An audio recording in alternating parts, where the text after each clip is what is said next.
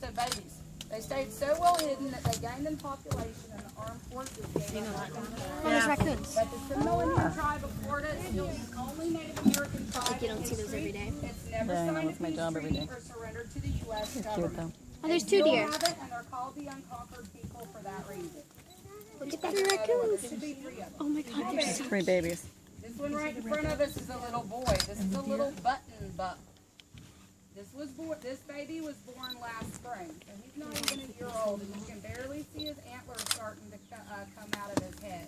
The one right behind him is his mom, and she's going to have a baby for us probably during the full moon phase. But they are North American whitetail. Females won't get over 100 pounds here even when they're pregnant. If you get a male deer in hunting season that's stressed out at 120 pounds, you have a large deer for this area. This little female raccoon over here, she's full grown as well, and those are her 2 babies. Because the Everglades is the largest subtropical climate in North America, mammals are smaller, bugs and reptiles are a whole lot bigger. Why are raccoons out in the daytime down here, but other places people say they shouldn't be? Because when you're in South Florida in the Everglades, baby, you just think you're on a different planet. Everything's backwards. Because even where we are, they're out all the time, and people say, "Oh, they must have rabies," and I'm like, "No, it's normal. They're always out." Yeah, in Florida, no, they're out during the daytime. They're hunters of convenience. They are tidal feeders south of I-75. Just because they're out in the daytime doesn't necessarily mean they're rabid.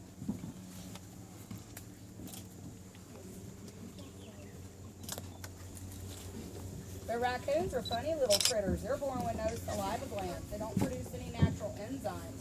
And that's why they have to wash their food so they can chew it and swallow it and not choke. Their little claws rotate 160 degrees, and that's why they're really good climbers and they can get into everything as well. But at this time of day, it's the heat of the day, and a lot of the wildlife like to lay down and take them a little nap. Getting really It's close. just too hot for them, and nobody wants to run around in a fur coat in 90-degree weather. They get really close. They do. So the corn Oh, look at the raccoon. They feed them. that I put out to attract wildlife so y'all can see something. Thank you. There is absolutely no laws in the state of, definite laws in the state of, they just strike for defense purposes only, and sometimes even drive up.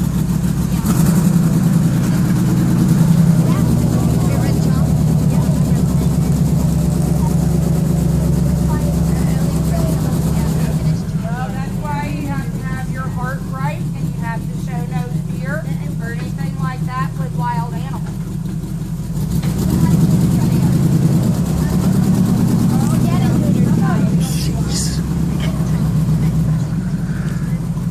There's another deer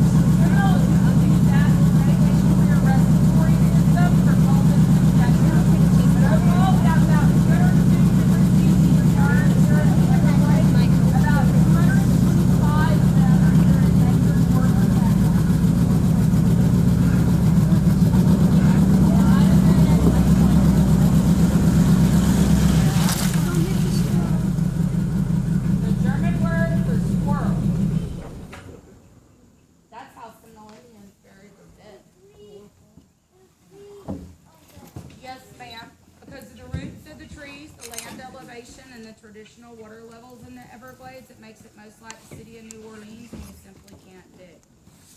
Even if we were to bury someone right now in the dry season, when the rains came and the water levels started to rise, they would too. But before Seminole Indians were converted to Christianity, they believed when they died, their spirit left the body and they lived in the Everglades forever. Most weren't converted until the 1920s and 30s. So when you passed away, your body and all your personal possessions would go inside these boxes. Personal possessions were buried with you, basically so your spirit couldn't travel home, borrow stuff from the neighbors and the relatives. They'd also create A-frame structures on top, kind of like an old-fashioned tent, you know? And they'd put 2 poles in the front, 2 poles in the back, cross them, put a pole down the middle, tie it together, and pile rocks halfway around the outside edge. So nothing would scatter remains or float away. Your boxes were built from the cypress tree, so if submerged under the water, it'd take them 100 years to decompose and rot. I always say Seminole Indians, they just literally had you covered no matter what happened. Yeah. Was there any significance? Paraded him throughout Prohibition. Hung out with us in the Everglades for just about a week. He was here with everybody else hiding from the authorities too. One thing about it, folks, in the mid-1800s and up through the early part of the 1900s, even into the 40s and 50s, it was always a really good spot to hide here. I mean, if you didn't want to be found, you weren't going to be found. Sometimes, though, back then, you could hide a little too good and get lost yourself, which a lot of people did. You know, and the authorities didn't want to come out here and try to find people and mess with them or anything like that, and that's how we were able to get away with all kinds of things for decades. Back in the mid-1800s, early 1900s, a lot of the first gentlemen that moved here into the Everglades, they was just old outlaws and criminals. Most of them were cattle thieves, and they would steal cattle from the northern part of the state and get rid of them down south through the 10,000 Islands. When they weren't doing here for 3 days. Oh yeah. Huh? I have to go there. I will. If I go off into the Everglades home, I don't go without anything. I go with a machete, a pocket knife, a walking stick, a semi-automatic Colt 45, and a bow and arrow and a rifle.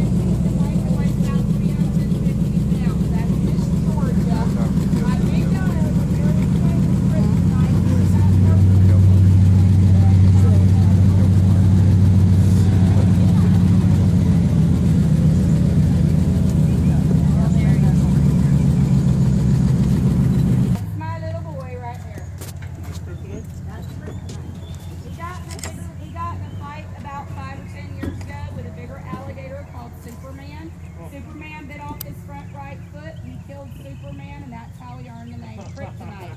It's the only thing that killed Superman, guys. Yeah.